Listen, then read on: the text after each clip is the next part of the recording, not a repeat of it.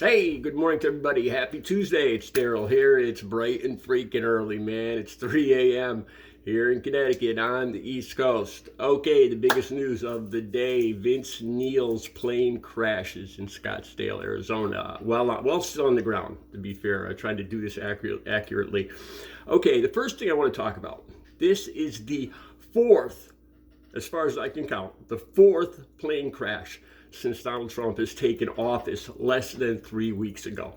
Four plane crashes. Now, I'm being serious here, and I'm not trying to sound funny or coy or anything, but this is starting to, there's been so many plane crashes that they're starting to blend together. And I'm starting to forget which one's which. You know, which one happened where, how many were killed in this one versus that one. I mean, I hate to say that.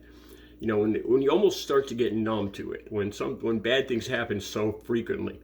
And it's starting to remind me of the school shootings. They happen so frequently, they start to blend together, and you start getting, well, there was 12 there, and there was 24 over here, and this one was in California, this one was in New York, and they start to blend together, and that's a bad sign. When that, tell me that's a coincidence. Tell me that's a coincidence, man. I don't think there was any plane crashes during the whole Biden administration, but there's been 4 in the first 3 weeks of Donald Trump's administration. Coincidence? Really? Quite a bit of bad luck. To be fair here, I got some links down below. To be fair, it appears from what I've read that the nose gear on Vince Neil's plane might have been faulty, might have given way, which caused his crash. What basically happened here, there's going to be some links down below, there'll be some video. In Vince Neil's, which he was not on board, like I said, there was 4 people on board Vince Neil's smaller Lear jet. And it was coming down the runway, and it appears to have nose gear problems, and it crashes into a larger Gulfstream G20, I think it is, or G200 Gulfstream, a larger plane. There was 1 person on the Gulfstream. 1 person died, 4 people injured. I think 1 person refused to go to the hospital. Now here's some stuff that I've read that I can't confirm. That Vince Neil's dog was on the plane. Vince Neil's girlfriend was one of the people heard on the plane. And here's something wild that I saw on Twitter. Now, honestly, I think more than half the stuff on Twitter is complete bull. It's all conspiracy theories, but this is what I read on Twitter, and I'll try to put the link down below, that it was 2 Vinces. Vince Neil's plane crashed into Vince Vaughn's plane. That's what I read on, this is, take it with a grain of salt, but this is what I read on Twitter. Vince Vaughn's plane was the bigger Gulfstream.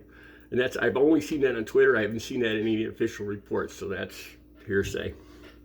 Okay, now if you watch my channel, I usually do a story that I can connect to. And when I was in high school back in the early 80s, I remember when Motley Crue became a big band. Now, to be honest with you guys, I think they're all in their late 60s or early 70s, and Mick Mars isn't looking too healthy.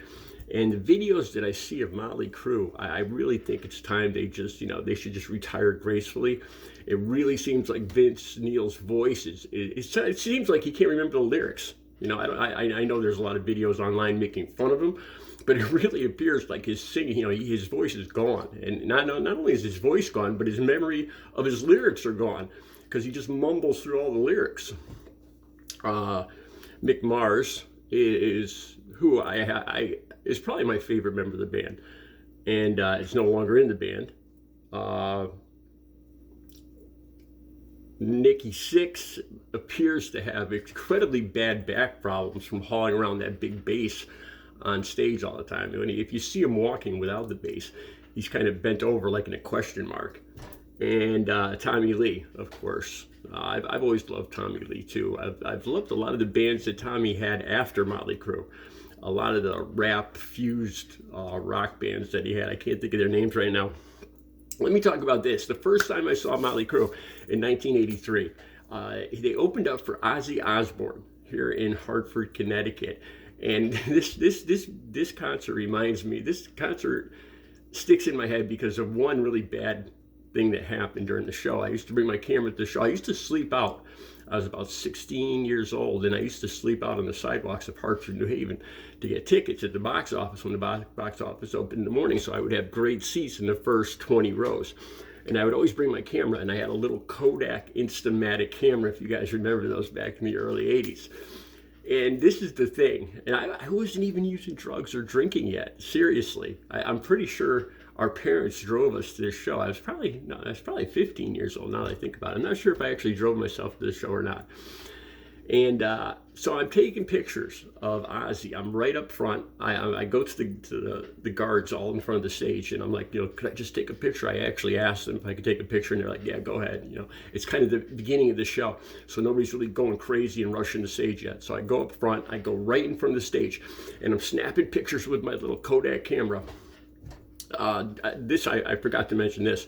When I got tickets for the first time I saw Ozzy back in 1981, I bought the tickets, and then Randy Rhoads passed away before I actually saw the show. Now, this is like the third time I saw Ozzy that Motley Crue opened for them in 1983. And I'm taking these pictures, and I noticed there's a red line across the viewfinder when I'm watching the stage. And, I just keep taking pictures. I can't figure it out. I'm at a show and everything. And later, I get in the car, I go home. And I ask my buddies, what's the little red line across the, what does that mean? Turns out that the shutter was closed during the whole show. I was taking pictures. They all came out black. 24 pictures of nothing but black.